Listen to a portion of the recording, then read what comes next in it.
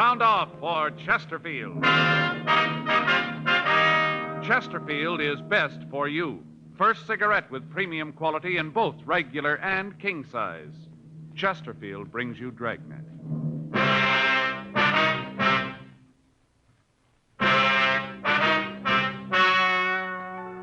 Ladies and gentlemen, the story you are about to hear is true. The names have been changed to protect the innocent.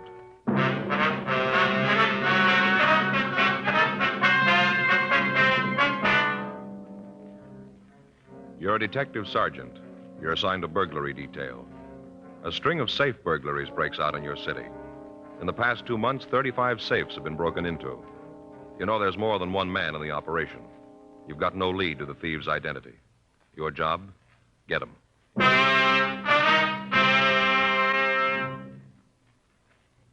Years ahead of them all.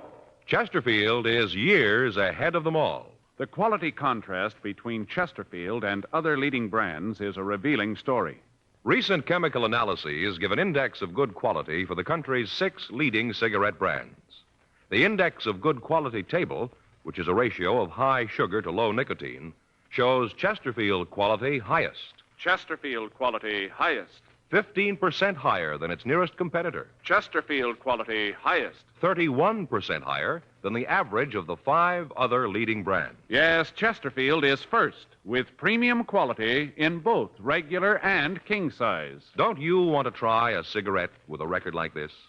Chesterfield.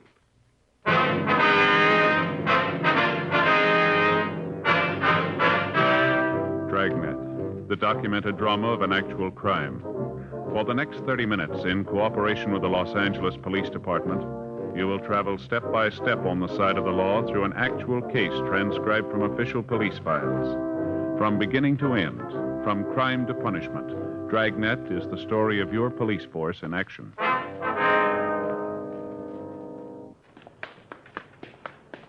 It was Tuesday, August 18th. It was warm in Los Angeles. We were working the day watch out of burglary detail. My partner's Frank Smith. The boss is Thad Brown, chief of detectives. My name's Friday.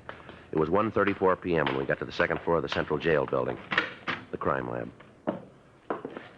Couldn't sleep last night. Faye and I had another beef. Oh, what about this time? Cards, you know, canasta. Yeah? Folks next door came over after dinner and we got to playing. They play real good. Mm-hmm. And it wasn't long before we were really getting schlocked. What? You know, schlocked. Beaten. Oh. Terrible. Yeah. Last hand, they go down right away, Joe. Seemed like everything I threw them they could use. Picked up everything. I couldn't do anything right. Just kept building up mells, they did. Big thing for us was to get out as quick as we could. You know, get the hand over with. Yeah. Faye wasn't doing any good. Finally, I still don't know how they let it happen.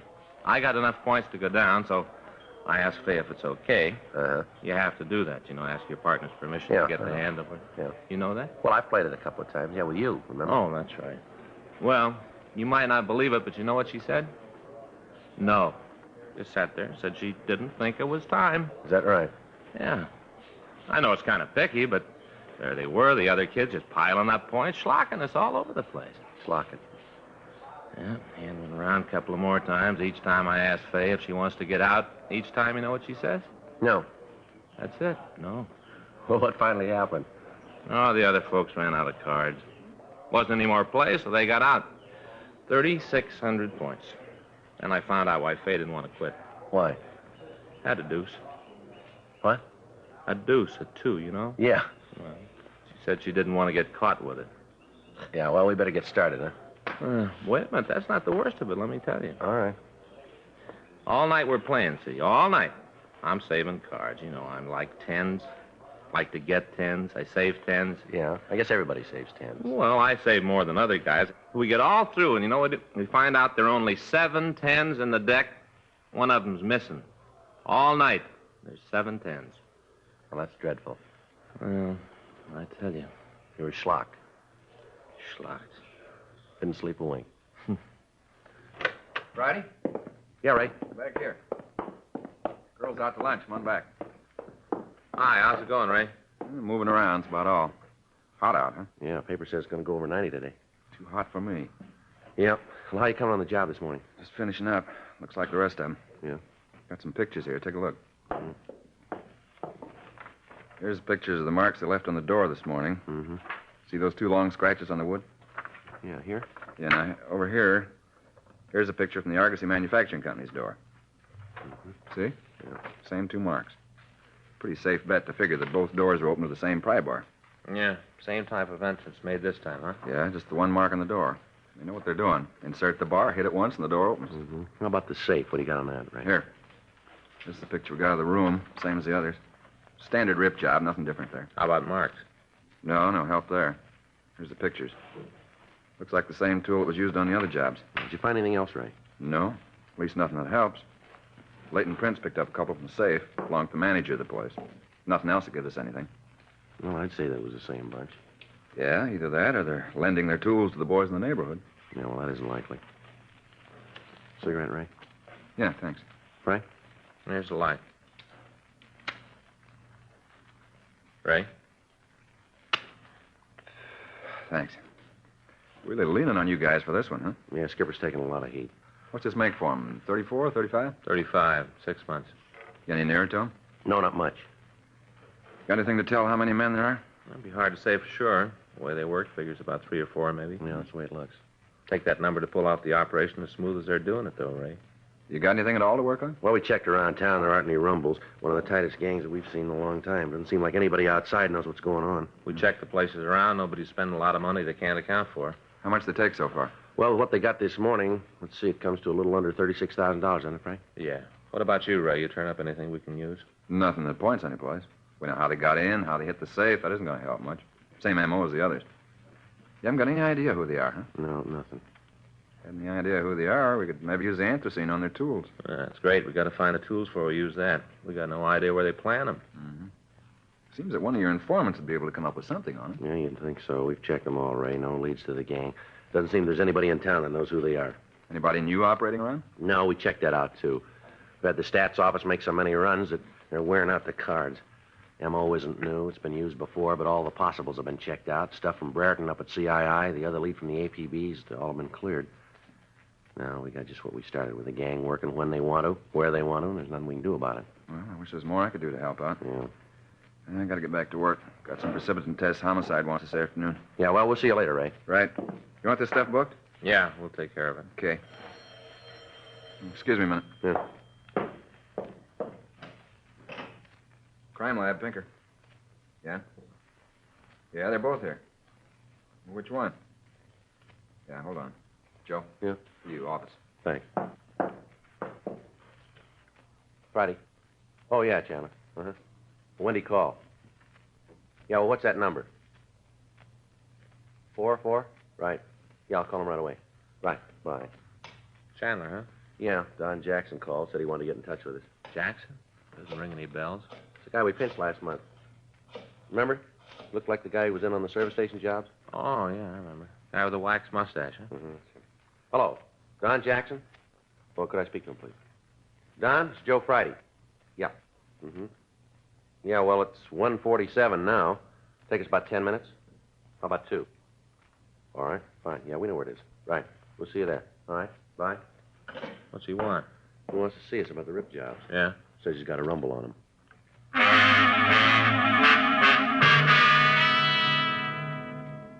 Don Jackson had been a suspect in a series of service station burglaries we'd investigated. He'd been picked up and interrogated, but investigation showed that he couldn't have been involved in the thefts. Since he'd been released, we'd heard nothing from him, and as far as we knew, he'd gone back to his job in a downtown clothing store. From what he told me on the phone, he had some information about the current series of safe burglaries. 1:48 p.m. Frank and I left the crime lab and drove over to the store where Jackson worked. He managed to get relieved, and he took us to a small coffee shop near the store. We sat down and ordered some coffee, and Jackson told us what he knew about the burglaries. Now, I could be wrong about this. I don't think so. But outside, it could be. Uh-huh. Donnie, you got any one reason for figuring that the Scott fellow's tied in with the jobs? Well, nothing I can put my finger on, you know. Just that the guy's never done a full day's work in his life. Don't think he knows what a callus is. Yet he's always loaded, always got a roll. It's real, too. Not like them you see sometimes with a big bill on the outside and ones in the middle. Now, this guy's loaded, you know. Yeah. Where'd you meet him? Well, I was sitting in a bar down the street one night, having a belt before dinner. We got to talking, ended up eating together that night. You remember when this was, Don, when you first met him? Well, let me see. Yeah, it was the day I got the trench coat from England.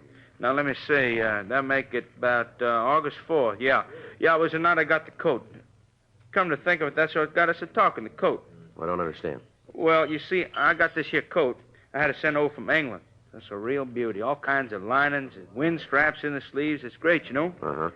Well, I had him send this coat to the store. Got down the 4th. I had it with me that night. And Scotty noticed it, and we got to talking about clothes and went to dinner. He asked me how much the coat cost. I told him run about 40, maybe $50. He asked me if I could get one for him, and I told him sure. It'd take a couple weeks. Uh-huh. Well, he asked me to send a letter to my friend Airmail Special and ask him to send the coat over by express. I told him I would, and then he asked me if I wanted to pay me then. Yeah. I told him no, wait till I knew just how much the coat was going to run. You know, duty and postage and all that. Yeah, I know. Well, he said that'd be okay with him. I saw him a couple of times after that, and every time he'd ask about the coat, I told him that was in the works, you know. Mm-hmm. Well, finally got the coat. It was beautiful. Never saw the guy again. I'm out $46. Crummy Scotty, leave me with that coat. My own money, too. $46. I don't make enough to lose that kind of money, you know. Well, that's too bad, Jackson. But why do you figure this Scott had anything to do with the burglaries? Well, now, I just told you. For one thing, the money. Always had a lot, but I never had a job. No place to get the money. Not only that, but one night, well, I saw him. We were going out to dinner. And he said he couldn't quite make it then. That something had come up. That he had to take a rain check, you know. Uh-huh. Well, I asked him what had come up, what was so important. He said he had to see a guy over in East L.A., some sort of a business deal. You say what this deal was about? No, he wouldn't say. The next day he shows up loaded. Got to roll on him, choke a horse. Now, I asked him where'd he get it. I kid him about being one of the guys who ripped the safe in the Argosy plant. What'd he say to that? Nothing, just got real serious, you know. Asked me why I asked him that. What made me think he was in on the job? I kept telling him I didn't know anything about it. I was just kidding. He finally bought it and said it was okay, but he said I shouldn't go around saying things like that. All right, go ahead. Well, I got the coat and looked Scotty up to give it to him. Wouldn't pay for it. They lost the coat thing up or something. I don't know, sent the wrong size, and I'm stuck with it. He wouldn't have anything to do with it. I figured since I ordered it for him, it ain't my fault that it's big. He should pay for it, you know, $46. Now, any way you look at it, I laid out the dough. I figured he should make good on it. He wouldn't do it. And I got sore, and I figured that maybe you'd like to know how he acted about the Argosy job. Lousy bum. $46 that coat cost. You know where this Scott lives? No, I haven't got the slightest idea. But I got his phone number, though. I'll give you that. Can you give us a description on him? Sure, he's a sneaky little guy. No wonder the coat won't fit. Little bitty guy, you know. Yeah. Now, you say his full name is Leonard Scott, is that right? Yeah, crummy bum. I hope you get him. Well, we'll talk to him, Don. He knows something about it. I'll bet money on it he knows. Say, I don't like to bring this up, but you guys could do me a big favor, you know. What's that? No, I don't suppose you could. What is it, Don? You know anybody could use a size 52 trench coat?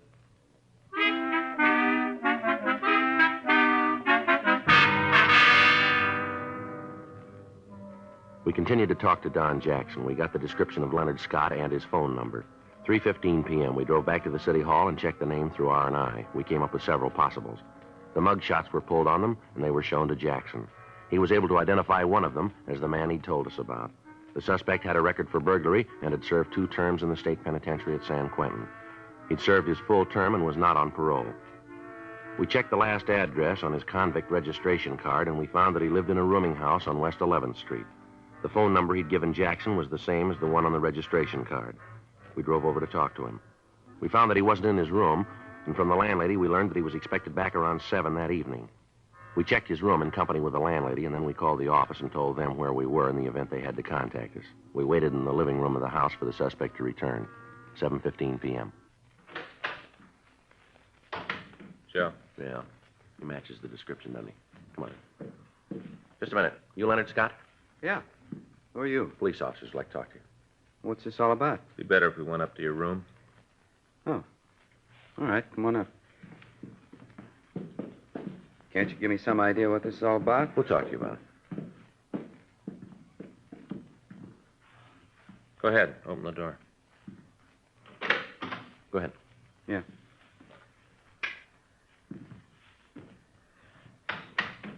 Okay, what's the pitch? You've been through it before. You're an ex-con. You know the pitch. You tell us what you do for a living? I work. Doing what?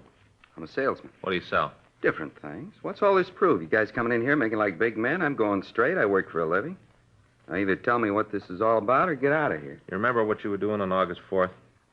It's a long time ago. Remember what you were doing? You have to think about it. It's a long time ago. All right, you take your time. We like to know. August 4th, huh? Yeah. No, sorry, fellas. Can't remember a thing. How about the 5th? Same there? 6th? Nothing? How about the 7th of August? Oh, I can give you a hand there. I had a dinner with a friend. Then we went to a show. I had a few drinks after, and then I came home. Who's the friend? Fella I know. What's his name? Why I got to tell you that? We got to check your alibi. What do I need an alibi for? I haven't done anything. My time's clean. I got nothing to explain to you. Now, maybe you can clear up a few things for us. I always like to help the cops out. What do you want to know? How come you remember what you were doing on August 7th? You got trouble with time before then, haven't you? What's so important with the dates? Maybe if you tell me what you're after, I can help you out. You quit being cagey, maybe I can come up with the answers. The Argosy manufacturing plant had their safe ripped open on that night. You look good for the job. Oh, you're out of your mind. Yeah, we got a witness who tells us you showed up with a pocket full of money the next day. You've fallen twice before for burglary. You can't account for your time before or after the date, but you happen to have an alibi for the night of the heist. You got no steady job, but you got plenty of money. Now, come off it, Scott. We got you nailed for the jobs, and you know it. You got a choice of giving us a hand on this thing, and it'll be marked down in your favor, or you can be a big man and stand for this thing alone. It's up to you. We'll play it any way you want. You figure you can make me for the jobs? Looks like it won't be too tough. You're in the middle, Scott. Why don't you cop out? What do I get for turning pink? I told you it'd be marked down that way. How about it, Scott? All right, I guess I got to go with you. I wasn't in on the jobs. I didn't really have anything to do with the casing. I helped a little bit. Not much, just a little. Where'd you figure in it?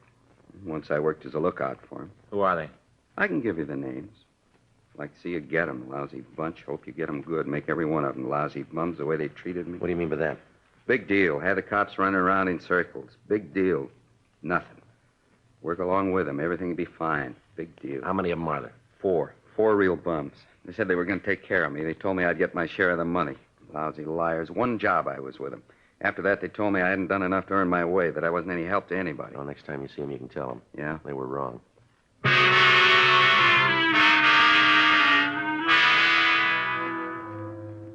We got the names of the 4 men who were involved in the burglaries. We took Leonard Scott down to the city hall and pulled the packages on the 4 suspects. He gave us a positive identification on them. We checked with Captain Wisdom, and it was decided to wait until we could catch the suspects in the actual attempt to commit a burglary. We checked out the address of the 4 suspects and got as much information as we could on them without letting them know that they were under surveillance. Additional teams of men were assigned to the stakeout. Each of them was watched 24 hours a day, and each of the teams of detectives were in constant contact with the burglary division. 2 days passed. None of the suspects made any attempt to make contact with the others. We met with the district attorney, and it was decided that in the interest of bringing the gang to justice, the first suspect, Leonard Scott, should be released from custody to act as an informant for us. He would be kept under constant surveillance. Frank and I were assigned to follow him. In the next 3 days, he went about his business as usual. Each evening, he'd leave his rooming house and walk through the bars in the downtown area. He told us that contact and information regarding the burglaries was made by the leader of the gang, one of the suspects named Howard Ramsey. On Monday, August 24th, we saw Ramsey approach Leonard Scott. They talked briefly in the rear of a bar on 6th Street, and then Ramsey left. We waited for about 15 minutes, and then we saw Scott leave the bar. We followed him down the street to an all-night coffee stand. We sat down next to him at the counter, and at the first opportunity, he told us what Ramsey had said. You guys haven't got long to wait. What'd he say? Deal's set. It's going to be a machine shop out in West L.A. Rumble is the safe has over 25 grand in it. Biggest job they've tackled. You say how it's going to work? Yeah, I'll fill you in on it. Thought you might want to get in touch with your office, so. How's that? They're going to work tonight.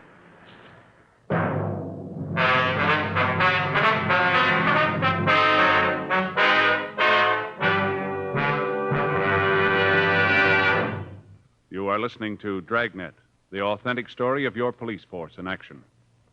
Don't you want to try a cigarette with a record like this? Chesterfield, first to give you premium quality in both regular and king size. Chesterfield, first choice of young America. From a survey of 274 leading colleges and universities. Chesterfield, first to give you this report. A doctor has been making thorough examinations of a group of Chesterfield smokers every 2 months for a full year. And he reports no adverse effects to the nose, throat, and sinuses from smoking Chesterfield. Try Chesterfield, regular or king size. Chesterfield is America's best cigarette buy.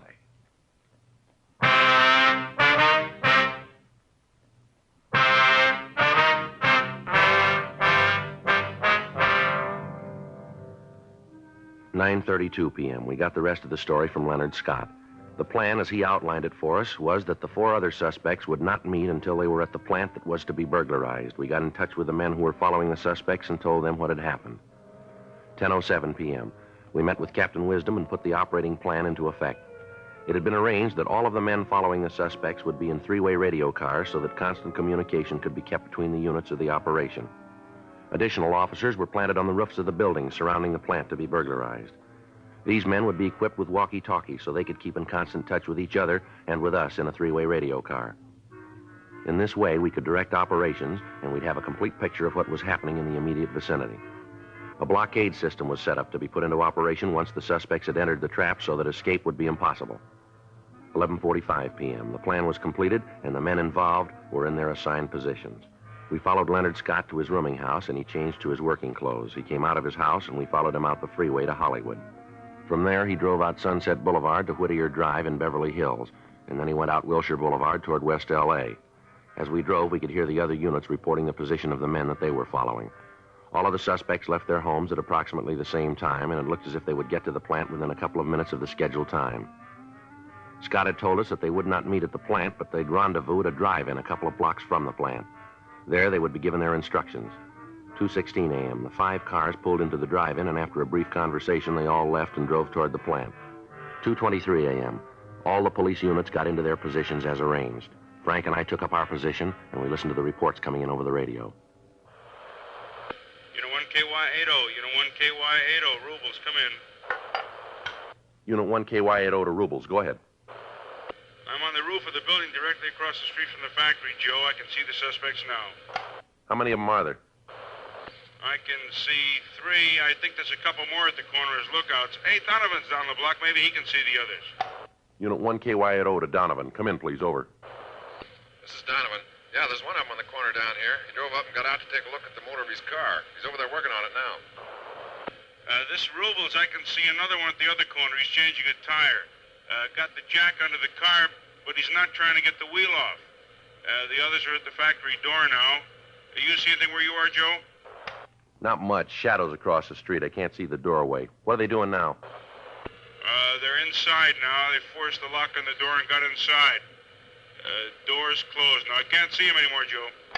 All units, this is Friday in Unit 1KY80. All units move in to apprehend suspects. Repeat, move in to apprehend suspects. Units 2R4, 5, 6, and 7, and Unit 2R20 move to blockade positions. All right, let's go. Right. They got the place covered in back, okay? Yeah, all covered. All right. This ought to do it, huh? Right. All right, let's go. Yeah.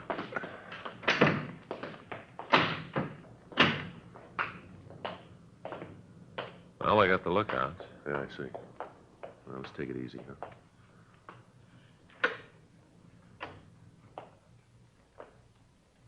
See him? No. There's a light back there. Looks like the office. Wait a minute. Yeah. All of them must be back there. Sounds like they're putting the bar into the back of the safe, doesn't it? Yeah. Rubles? Let's go. They're in the office now. You want to move in from that side? Right. All right, let's go. All right. Come on, get on it. We haven't got all night. That safe built like a sardine can. There's no reason to take this long. We're doing the best we can. We got the 1005 bricks giving us trouble. Here, let me take a look. All right, hold it right where you are. Cops, let's get out of here. Watch him, Joe. I'll get him. Right. Come on, Ramsey. You got no place to go. The building's surrounded. Back here, Joe. Get out of here, cops. You're never going to take us. Hold it up. Don't shoot anymore. I give up. I give up. Come on, cops. Come on and get it. He ain't talking for me. I've had it. I don't want any more shooting. I give up. All right, throw your guns out here. He's mine. All right. Come on out of there. Get over there. Get your hands back of your head. Stand right there and don't move. I gave up, didn't I? I didn't want any more of it. Come on, Ramsey. Your partner was smart. Why don't you play it that way, too? You come and get me, cop. All right. You win. I'm out of shells. Don't shoot. Throw that gun out here. All right, now come on out of there. Keep your hands back of your head. Come on, move. That's good right there. All right, all right. Come on, Ramsey. Over there next to your partner. Now stand still, both of you. Put your hands against the wall. Stand still. I don't move. All right, they're clean, Joe. All right. There were three of them. Where's the other one? I made a break for the front door. They got him out there. Lousy luck all the way around. How'd you know? Who told you? That doesn't make any difference. Well, somebody had to tell you. You'd never have found out if somebody hadn't told you. Yeah, that's right. Come on, let's go now. Well, who told you? Who turned Fink? Somebody had to tell you, didn't Well, he? don't you worry about it, mister. What do you mean? You're going to have a lot of time to figure it out. Now, let's go.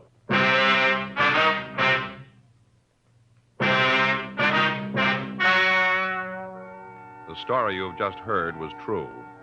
The names were changed to protect the innocent. On January 14th, trial was held in Department 89, Superior Court of the State of California, in and for the County of Los Angeles. In a moment, the results of that trial.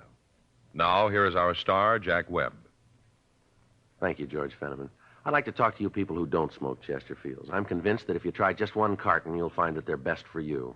They're milder, and they have a wonderful taste. Most important, they have premium quality in both sizes, regular or king size. So pick up that carton, will you? Chesterfields. Try them.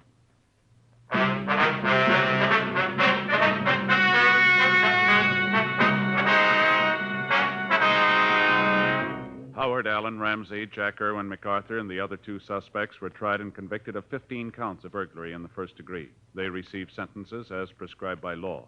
Burglary in the first degree is punishable by imprisonment in the state penitentiary for a period of not less than 5 years. Because of his cooperation, Leonard James Scott was given a lighter sentence and at the conclusion of his prison term was placed on probation for a period of 2 years. Ladies and gentlemen, we wish to thank the editors of TV Guide for the cover picture and story on Dragnet. You can get TV Guide at your favorite newsstand.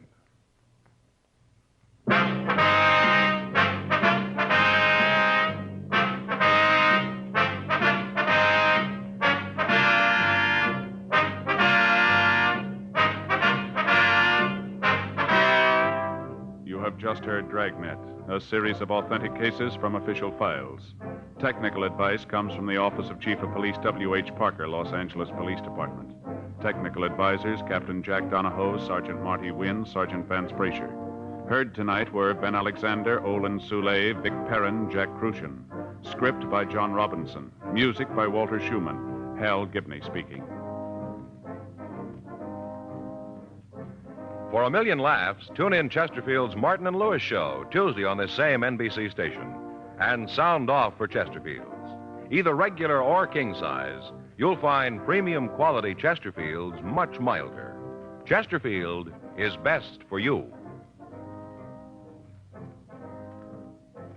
Chesterfield has brought you Dragnet, transcribed from Los Angeles.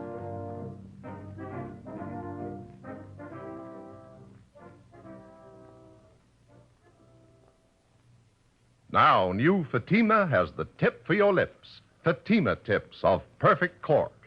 King size for natural filtering. Fatima quality for a much better flavor and aroma.